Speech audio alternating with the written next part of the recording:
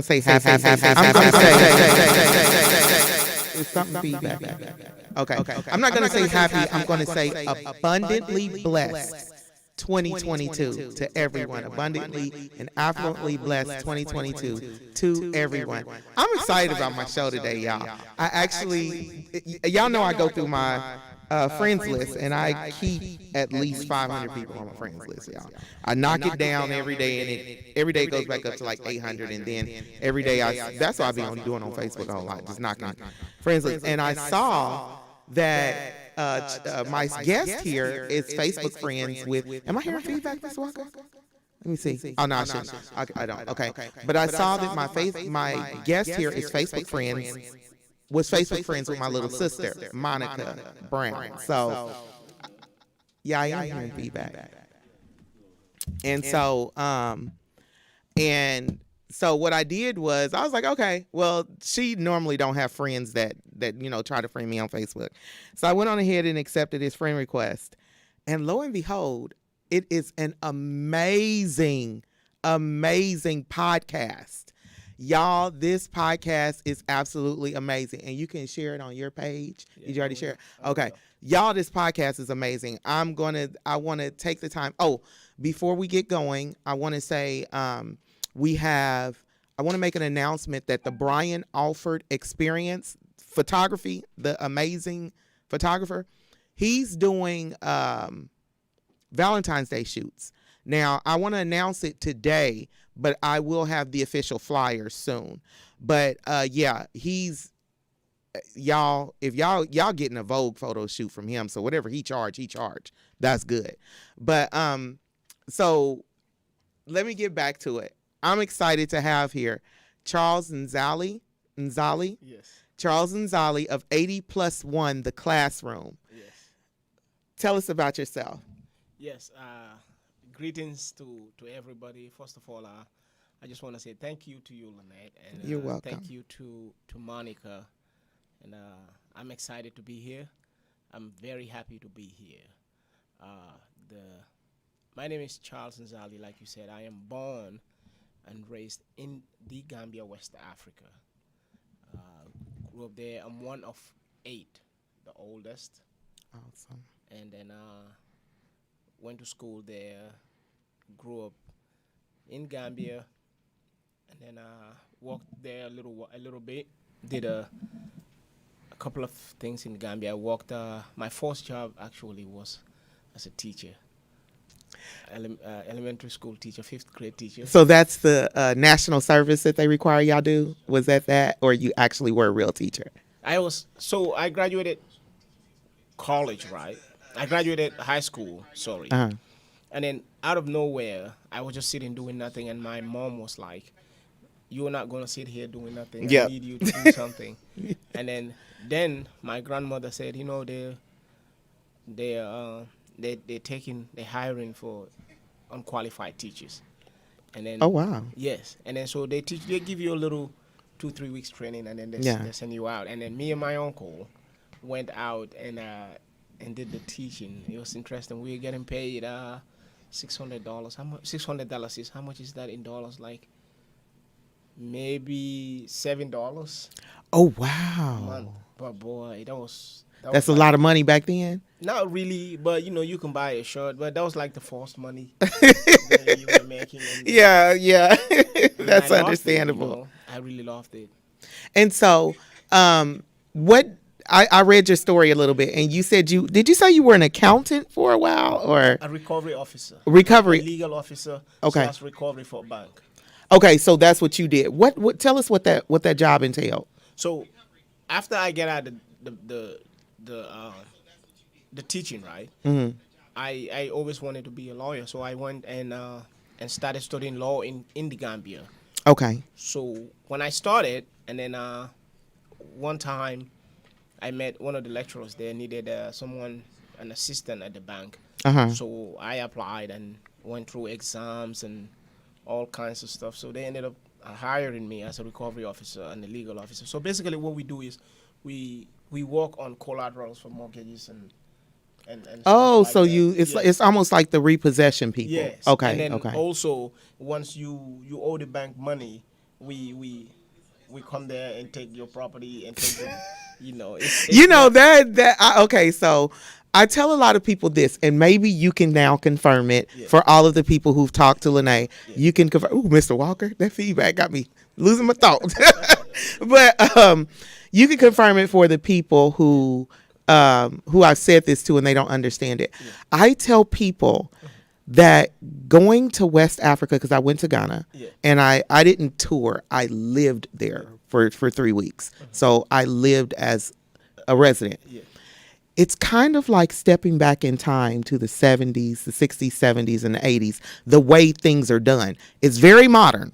It's very modern. yeah. But like the way things are done, the way they have communities where you can go in and it's not a big box grocery store Yes, or a big box yes, hardware store, yes, or like you said, you would yeah, go collect yeah, the collateral that they yeah, didn't pay the yeah, loan. And yes. that sounds like some stuff from the 60s, 70s, and 80s. But it's a very, it's a, it's a, I love it in Africa because it reminds me of me, because that's what I grew up with. I'm not used to this modern day stuff. I am, because I had to grow up in it. But I just long for a simpler time. And so tell us how you got here to the US from Okay. the Gambia. First, let me answer the first question, right? Okay. So, if you ever want to thought of the ideal market in the Gambia, right? Mm-hmm. Think of the city market. You know how you go to the city Yeah. market on Sunday, Yeah. and they have whatever they're selling. They have small groups of it on the table. Yes. You come and buy. That's it's like a Lumo. That's what it is. This summer when I went back home, me and my mom went to the market. Mm-hmm. It was mud, it was rain. Yeah. And we had to go. We had to go and I had to go with her, and we parked the car, and then we walked into the Lumo, and then it's a very humbling feeling, Yes, and it it's a very is. fulfilling feeling as For, well. that's you described it perfectly, because it is humbling, but it's also fulfilling. Fulfilling, And you yes. can't. That's the best words to use, but you Yeah. really don't understand And it until till you you get see there it, and you yes. experience it. Yes. It's beautiful because the people, they most of them are growing, are selling what they grew, Mm-hmm. or they're buying it at wholesale and then they're doing it retail. So they wake up like 5 a.m. in the morning, and Yes. then they go buy this, Yes. and then an hour later you know what I mean? Yes, they're selling. it. Yes. It's dope, man. It's beautiful. I always tell my American friends, if you have the opportunity to go to Africa, go. But it's also two things to it that I always try to tell people. It's you can go as a tourist and they will keep you In the tourist in the sections. tourist section, in Mm-hmm. the nice hotel areas, Mm-hmm. and you will miss The real, the real, the you know what I mean, the beauty of it. beautiful. So Yes. when you go with someone that is from there, and then they will take you to the real, because you go to the tourist area, you're going to see big cars and hip hop music everywhere, and the boom boom boom, so you were pretty much living in America, somewhere else. So you want to go in the real deal and deal with people, and it's a big bowl of rice at lunchtime, and everyone is dipping their hand in there, and then, to feed themselves. Yes. You want to go and experience that. Yes. Yes, you do. And so now tell us How I got how many years you've been here. What made you decide to choose the US, and how did you get here? So I've been here. I came to the United States December 28, 2012 is when I got here. America's always been a place of my dream. I don't have any immediate family in the United States. Not Okay. one. Like Wow. family by blood, not one Wow. person. My family, I have cousins by blood and all kind of family in Europe, in Portugal, and in Spain, and in England. So my parents wanted me to go to Portugal because our cousins live there. But I always fascinated with the United States. I always wanted to come here. I used to have a small American flag in my room, And then that's what it Manifested. is. Yeah. So I came to the United. I was at the bank, and then my friends started getting school visas, which is a F1 visa, and then they came to the United States. When they got here, they got here. You see pictures, you see the bling bling, and then you're like, okay, this is where it is. Yes, Like, right. this is where I belong. Let me get a green card. Let me get a visa, Right. and then come. And then I came. I got the visa, and then I came here. But what you see on TV and what you see in real life is not the same. The TV will not show you. Listen to what he's saying, y'all. Go ahead, say it again, please. What you see on TV is not what you see in real life. The TV will not show you Wyandotte County, And Yes. then, Yes. Shout outs to Wyandotte County. I love Wyandotte County. I worked Yes. there for 3 years. Yes. The TV is not gonna show you other places that with people who are struggling. They won't show you that. They show you Hollywood. They show you New York. They will show you Times Square. They show you all these things, all these nice places, but they will not show you the real. If they're showing you Kansas City, they will probably show you With the plaza. the plaza and the, Chiefs Stadium. and the Chiefs Stadium and the baseball game. Right. But, they won't show you about the homeless guy standing on the side of the street. Yes. Begging to find something to eat. Yes. They didn't sell us that dream. Right. You know what I mean? So when I came, I thought it was gonna be, it was gonna be easy, but it never was. And so, I know you're married. Shout out your first lady. We got to shout out your first lady. Yeah. What's her name? Anna. All righty. Thank you, Anna, for sharing your husband on a Tuesday. So I appreciate you because that most people don't understand. I've been a wife before, so I know it's like, I'm here with the kids and he's out handling business, and oh my goodness, when you coming home? How long is this gonna last? So I already know, but I appreciate her. But when you finally got here, you got settled, things of that nature. I want to give people a timeline of, because everybody, like, somebody will watch this and say, "Oh, I'm going to America and I'm going to have a podcast." Yeah. So tell them, you don't.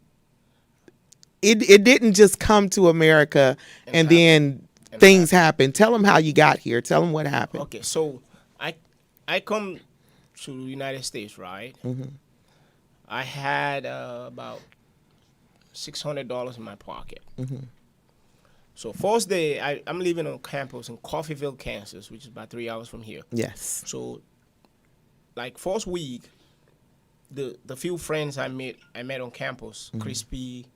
And shout out to school. Coffeyville Community College. Okay. All righty. So Crispy, which is Crispitos, he's now doing great. Monte James, may he so rest in peace. He passed away.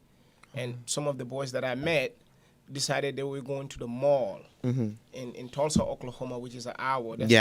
That's the biggest city closer to Coffeyville. Yeah. And we go to the mall, and then I spend all the money that I have. I bought some Jordans.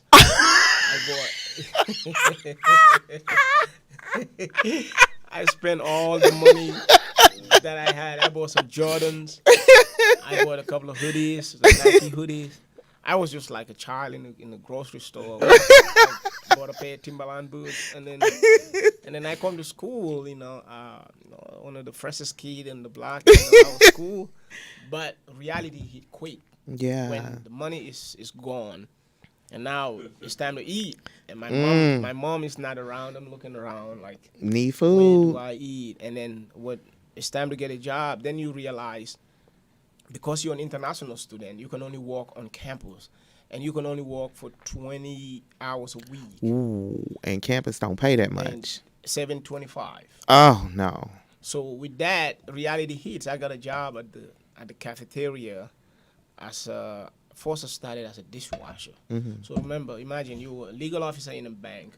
You wear a suit and tie every day. You go to work, you handle business. You're the man. Down to dishwashing in the cafeteria. I remember my first day at the dish room. I cried. I shed tears. Like, what am I doing in this country?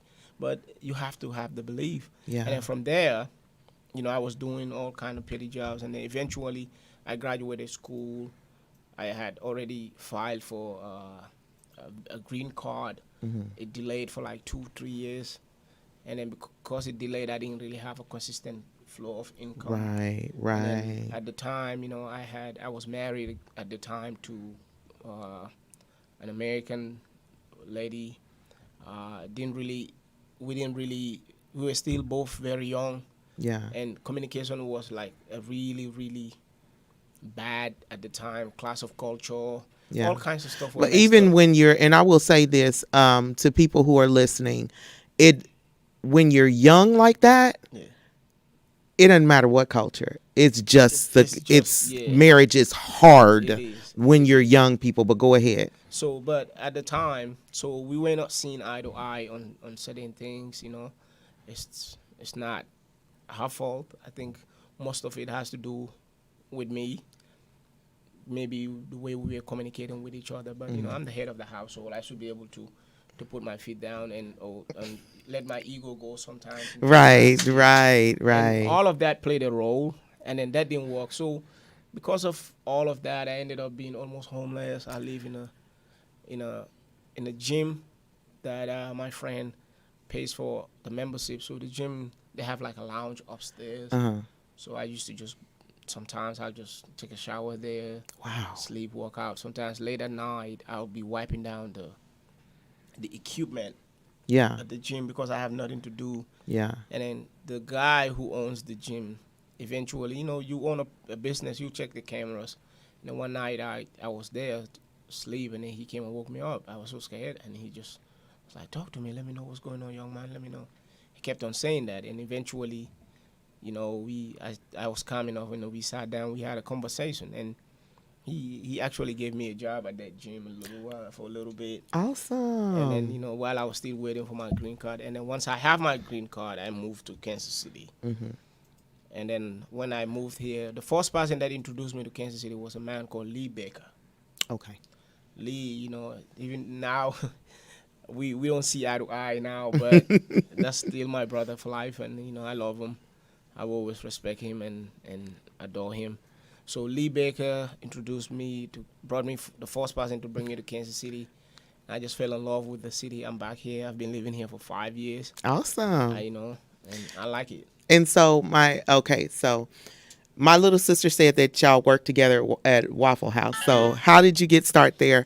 And was it there that you came up with the vision for 8+1, the classroom? So, no. So the classroom, the reason I actually started the podcast is nothing to do with work. Uh-huh. So the thing with work is I came here, and then she and I worked together. We were all training.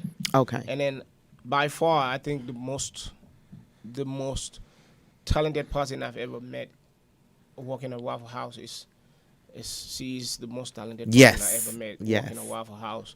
Even though sometimes it's hard for her to see it, and just to just take it a little too serious. But also people who are that gifted, it's hard to get them to take anything serious because things come so easy for them and very natural for them. They don't really But I think what it is with her is it wasn't her passion. She got into it to commit to bringing home a constant paycheck. Yeah. And that's something that, hopefully people can get from just you being on here, period. Yes. Is do what do what you need to do in order to pay your bills. Yes. Yes, that is true. Me personally, it was never my it's not my passion. But I found you have to find a why in everything you're doing. Yes. Yes. A hungry man would walk into a restaurant today, and then they want to eat, and then you say good morning to the man, and he's not even saying nothing back. He's hungry. But once the meal is ready and he's eating halfway through the meal, he's striking a beautiful conversation with you, and you're like, isn't this the guy who just frowning and don't want nobody talking to him? So you have to find that niche and find that to actually find those things to, you know what I mean, to find a why in that. Okay. As far as the podcast, the thing is, when I first came up with the idea of the podcast, it was actually the first intention was not to include Americans. Mm-hmm. It was to give Africans and A people who voice. came out of Africa an opportunity to tell their story. Yes. Because I believe if I really tell my story, it's a kid that is in Africa heading to America, Mm-hmm. or is already in America trying to figure themselves out, Mm-hmm. and then they would need that information in order to know what to do in America, how to transition into this country. Mm-hmm. Because when I first came here, I went through a lot trying to figure out what is what. Mm-hmm. What do I need to do here? What course do I need to study? What course is more marketable in America? Mm-hmm. What is required to start this type of education in America? Because in Gambia, you graduate from high school and your grades are good, you could just go to the university and enroll and do law. Wow. Yes. Really? Yes, if you have the university pass mark, you can enroll and do law. In the United States, you need to have a bachelor's degree. Mm-hmm. It's a condition prerequisite to Yeah. get enrolled into a law school. So those are some of the things that why I wanted to start this and just give people a platform. But working at Waffle House for the last 5 years, I have noticed one thing. I have noticed that so many people in here in Kansas City who grew to love me and I grew to love them, who's gone through so much, and nobody Yes. really provided that platform for them to actually tell their story. Yes. So I started including. They actually started reaching out. Charles, you serious? You need to invite me to your podcast. And I'm like, okay. At first it was Brian Huey, Okay. who is Teddy B. He's a singer here in Kansas City, very gifted kid. He kept saying, you need to invite me to your podcast. Mm-hmm. And then he came, we did the first one, and I was like, I didn't like it. It was more about me than it was of him. So I Right. scrapped it. And then I brought him back the second time, and he was just like, ooh. And he got comfortable. He started opening up, and he just said so many fulfilling things, but so many things. But his mindset, you listen to that, you get to know his complete mindset. You just love him. Wow. And I just wanted to provide this platform for people, and then now it's just getting everywhere. Look at me, I'm sitting here in a radio station in Kansas City. I never thought of that. But you know the beautiful, and y'all, I when I have someone who's going to be on my show, I go to your YouTube page, and I think you might have like 3 new subscribers. They're all me. I subscribe on every what's the name, because I never know when I'm driving down the street in a truck or handling business which YouTube I'm on. So I'll be mad and I can't reach over because I'm driving down the street. So I subscribe with all of my channels to your channel. I appreciate that. But you all, you have to go to his channel, and it's his name, and his name is Charles Nzali. Spell your name and the name of your show. So my name is Charles Nzali, but the Nzali is Nzally. Go and subscribe and listen to it, and tell me what you think. Leave a comment. Yes, leave a comment. Let me know what you feel. Let me know what you think. Let me know who you think I should sit down and have a conversation with. Tag the people. I will sit down with anybody. You know who I want to interview? I want to interview a homeless person. Yes. I want to do a real one-on-one with a homeless person. I have not found one yet. You know what I mean? But I'll find one, because I don't like to tell what I do. Yeah, but I know him. I want to sit down with anybody. I want to sit down with Tahira Hines. My wife loves Tahira. Tahira used to do her hair. Yeah. We love Tahira. See, we are a big fan of hers. I want to sit down with Tahira Hines. At some point, I want to sit down with Tech 9. I'm doing some research on tech. I just want to interview everybody. I want you to come on the show too. Well, I'll be there. I just want to sit down with as many people as possible, to just sit down and have a conversation and give them a platform to tell their story. We are black people. We don't really, therapy is not a big thing for us. Right. Now therapy is cool, and when I say black people, I'm not only talking about Black Americans. I'm talking about Africans. As black is black. That's what I say. You Yes. tell an African go to therapy, they think you mean they're Yeah. crazy. You know, They be like, you don't tell the white people your business. Yes. So it's They literally say that all the time. That's a black thing. It's a universal. Yeah, thing. universal black thing. Yes. Yeah. So, now y'all, I was watching one of his podcasts with a young man from the Gambia who took a trip through the Mediterranean into where did he go? So he would go through the Mediterranean into the Sahara Desert, and then to Libya and cross into Italy. So basically, young brothers and sisters in Gambia are taking the risk to leave Gambia. It's not only Gambia, to leave Europe and to leave Africa and travel to other parts of the world in search of greener pasture. Now, he took this route. The route is not the most safest route ever. It's crazy what these people go through in order to get to Europe. And then even you leave your hometown a complete human being, but by the time you get to Europe, you have lost the percentage of yourself because of what you see, what you go through, what just the challenges and the demands of the road. You're basically trafficked. Yeah. You're basically Human traffic. That's what it sounds like. If you Gambians are very stubborn. Yeah. We're just naturally stubborn people. Yeah. If you're stubborn and then you're not following their rules, they will beat you to death if they have to. You have to succumb to their rules. So he took the road. He made it. I have a friend, a very dear friend of mine I play soccer with in Gambia, who took that road and died on the way. So it's like it's a journey of pretty much no return. And he took it. He's in Germany now. He has a wife and a family. But he will tell you, if you listen to the interview, he'll tell you himself, a portion of him, he lost a portion. And you can see it in his eyes in the interview. And that's the beautiful thing about when we watch your the Classroom series is the people get comfortable. Yes. And they're able to tell who they are, and they're able to share their experience. And when they share their experience, it draws you in. Yeah. So do y'all do several takes? Because I know that if I were to get that deep, because I have a story that everybody like, you need to write a book. No, I don't, because people will be committing suicide for me. My story ain't to be told.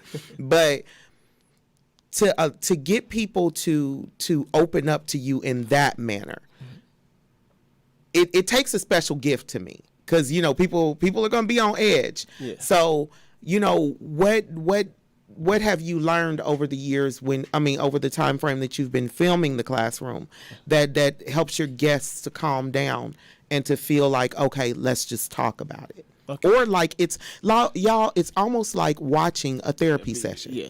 It really is. Yeah. People, I think my outlook, right? The way I look, kind of, I'm half and half. I'm half ugly, half handsome. So I'm in the middle.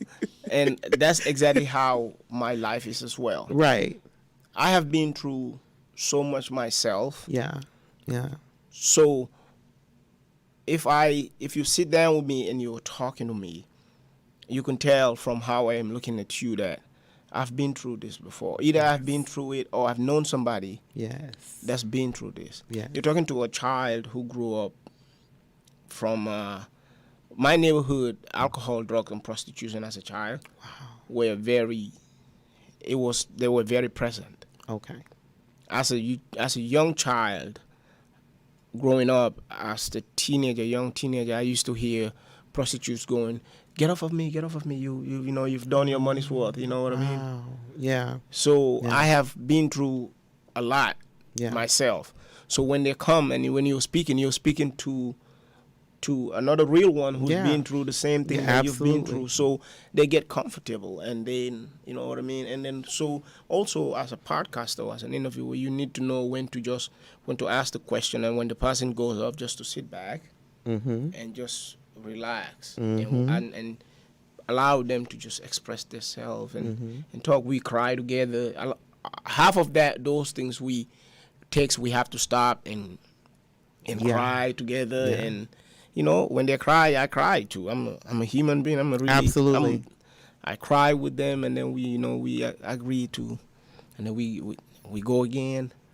And it's beautiful. It's a beautiful, y'all. I'm so happy to have him as the first guest for 2022 on the Lyne't Gray Show, because if you've been following me, it's been a journey for me. And so to see someone actually willing to help people, to give people the platform to speak. And when somebody is going to find themselves in one of your guests. Yes. That's the beautiful thing, is someone is going to find themselves in one of your guests. I find myself in every single one of them. I have found something in common with every single one of them. No joke. Like, I have seen, they've said some things, and I'm like, okay, I know I've been through that. Yeah. Even during editing, when I send it out for the first editing, and they send me the files back, and I'm doing my final touches to them, and I'm listening, and I'm like, okay, I know I've been through that.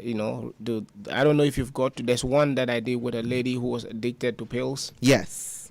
And I watched that one first. Yeah. Hers was the hardest one out of all of them to do, because I knew her when she was going through it. I used to be her manager when she was going through it. Okay. And then the person that she is, and then the person that you knew she was, yeah. It's like you're talking to two different people, and they like two completely different people. Wow. It's insane. Like, it's hard for her to look at you in your eyes now. But back then, it's like, sometimes I have to go pick her up from all kinds of, from places in KCK that I'm not even comfortable.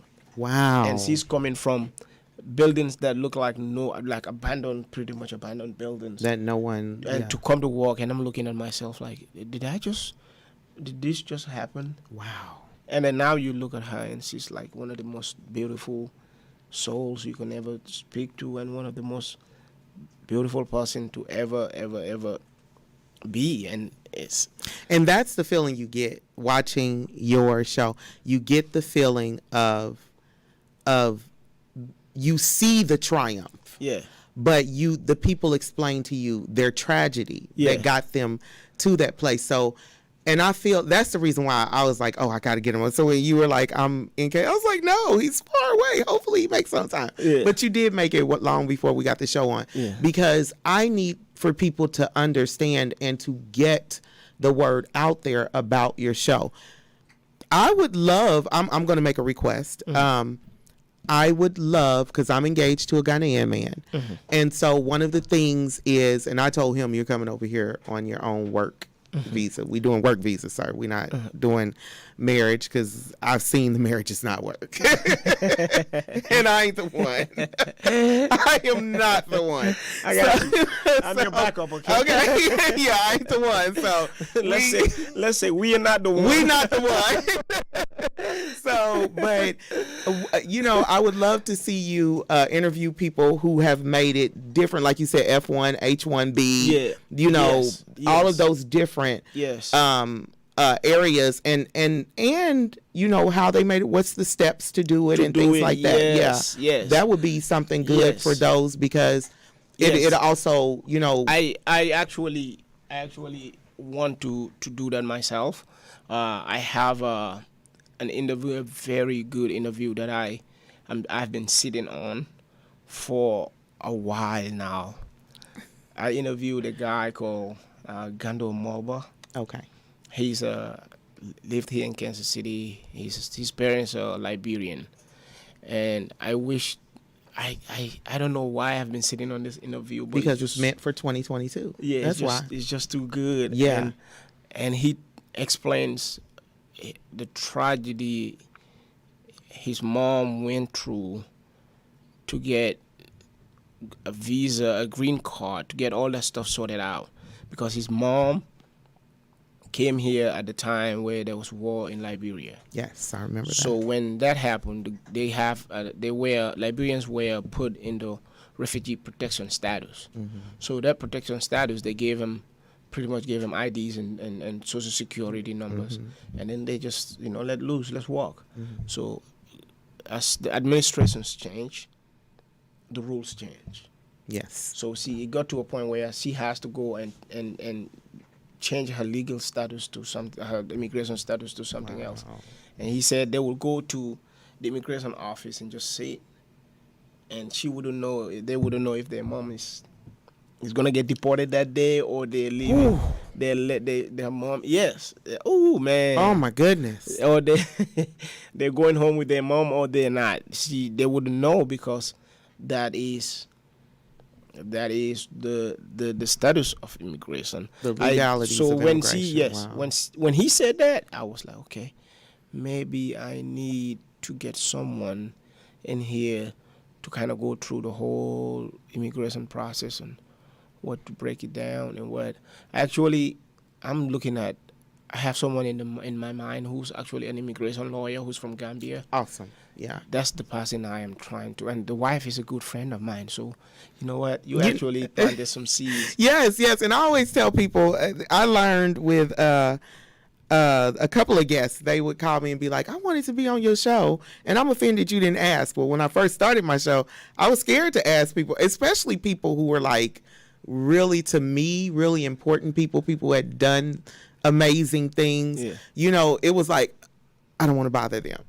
Yeah. I know they busy, Oh and it's a Tuesday night at 8, and my I just, and then y'all see the way he's holding his chest. Oh my That's God. literally what we go through as show hosts and interviewers, where you like, because if they say no, my heart's gonna be broke. Tahira, I have been wanting to interview her for so long because somehow when I first came up with the idea, she was still in the, if you follow her journey, she was in the little office. Yes. On the other side of KCK, on Yes. the big building. I don't remember the name of the building. Yes. And then I have her name and several other names, as the name was number one name on everybody's list. So Tahira Hines, we gonna have you reach out. Yeah. So the thing is, every time I reach out to her, I know she's busy. Yeah. But I'm like, I hope I'm not disturbing this lady. She's a busy woman. She has so much going on. And then I reach out to other people, and I'm like, oh man, I don't know. But let me just reach out. It's so you don't want to be a pain to people, but sometimes I am like relentless. But with other people, it's like you will catch the wrath of me. I will disturb you. I will call you. It's like Fanny's, the lady that owns. Yes, Fanny's one of my West African cuisine. I get all my fufu and peanut butter soup and all. I did an interview with her, and she did not like the camera placement, and because that's what happens when you work with cameras and stuff. She did not like the placement. Really beautiful interview, really beautiful story, very beautiful story. Yeah, she came from nothing. Yeah. That's the definition of started from the bottom. Now we here. Yes. If you can support her, please go and support that sister. And a beautiful conversation. But she did not like the camera placement. But it's been hard to get her for a second time. But it's two things we're going to do, and I'm not negotiating at this point. I'm either going to drag her out of her place and have an interview with her, or I'm putting out what I have. Right. Because her story is a story that needs to be told. These people are beautiful people who are living amongst us here in Kansas City, who we really need to sit down and understand their story. Then maybe you appreciate whatever they're doing more. And another thing that I would love, because your show can do that, because like this summer they had like I call it Ghana Fest. I didn't even know Kansas City had that many Ghanaians. I thought that Kansas City had a lot of Senegalese, Nigerians, and Ethiopians. And that's it. I didn't know people from the Gambia were in Kansas City. It's crazy. It's so many Gambians here.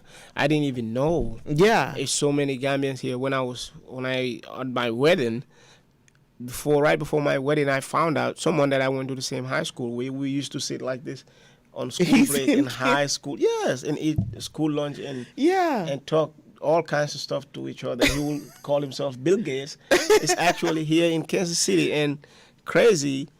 All these boys, started showing up, popping up on my radar, and then they're here, and it's like we're enough to form a soccer team here. Wow! And I'm like, well, let's go, And that's something, because like Kansas City, and I said that when I came back from Ghana, I was like, the presence of West Africa is here because of Nigeria, but I didn't see any other presence. And I found out that one of my students that I had was from Benin.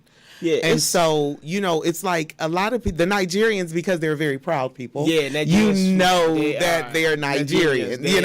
Nigeria is in the room. Yeah, they will. They're very boastful, very proud people, which is a good thing. But that was one of the things. So you're trailblazing, not just, because you're are you American citizen now? Did you get your dual citizenship? Yeah. So you're trailblazing as an American citizen and a citizen of the Gambia. And that is, you've carved your own little niche. Yes. In interviews. But I would like to say this. I don't like the idea of my podcast be considered like a Gambian, or I don't want to be left only in that right. box, You don't want to be put in a box. Yeah. The only thing that I see that I will never discuss in my podcast is politics. Yes. And anything that's going to degrade a woman. Absolutely. Anything that's going to degrade another person. Yes. I am not putting that out. It's never going to be in my podcast. It's never going to be. It's stuff that's cut off out of interviews that the people doing it's not intentionally meant to disrespect anybody. Right. But if I feel like this might cause someone might listen to this and be hurt, you're offended. I cut it. Cut it out. That's good. Cut it out. But I want to interview as much people as possible. Well, tell everyone everybody watching, tell everybody when you film and when you air. And what platforms? I don't really have a specific time of film air because I don't have enough content to just be like, I'm going to publish every day. So I am actually available in the evenings, any day, any time. I film at the Black Spot building on 39th. My podcast, up the street from, it's the old Google Fiber building. Is that what it is? Or is it up the street from KU? This one is not. It's like not too far from this here on the other side on the KCK side of it. Oh, okay. I know what you're talking about. It used to be an old school. It was an old school. Yeah. Mm-hmm. My podcast is available on YouTube on the Charleston Zali. It's also available on Spotify on the Charleston Zali. It's available on Apple Podcasts on the Charleston Zali. So you can subscribe. I don't want people to only subscribe and watch. I want people to actually send me a message, like comment. Yes, Send me a message on Facebook and tell me exactly what. Let's interact and tell me exactly what you think. Exactly what do you think I need to. Yes. I need to work on, or what do you think I need to include? I just want to be a part of me. I love this city. Yeah. This city is giving me life. My daughter is born here. Yes. Anywhere in the world she goes, she's a Kansas City girl. Yes, she is. So we are here, Anna and my wife is here. She is also trying to start a business here. We had the product, we're just waiting on some paperwork and some stuff. What's her product? Give us a heads up on the show. She's trying to sell African prints. Oh, y'all, because I've been needing to get, because paying for shipping from DHL over here, it could I'd rather buy it authentically from someone authentically that they get it from. Yes, authentically made in Gambia. All righty. Bye. So y'all look for me to start promoting when his wife gets her African print business going, because I'll promote it. I don't charge. Some people be charging for their promotions. I don't do that. I think that's tacky. She gets mad. She said I don't shout her out on my podcast. Oh well, you know on this podcast, Anna, First Lady gets shout out. On this podcast, First Lady always gets her shout out. So that's how we do it. And thank you for watching, Miss Walker. Thank you for sharing your husband too every single day, every single Tuesday at 8. But yeah, so I just want to thank you again. Tell everybody the name of your show, what day. Well, you said you don't have a specific air date, but where they can find it. And the name of my podcast is 8+1, The Classroom. The reason I named it 8+1 is I am one of 8. So my daughter is the +1 of my father's lineage. So that makes us 9. Yes. My date of birth is June 8. Mm-hmm. My father died June 26. Sorry to hear that. That's 18 days difference, right? Yes. My daughter is born June 18. That's 9 days. Wow. From my date of birth and my daughter's date of birth is exactly 9 days. And then 9 days from that to the day my father died, that date is still 9 days. So I was looking for something. Perfection. Yeah. Something that is 9, but I couldn't really come up with anything that's 9.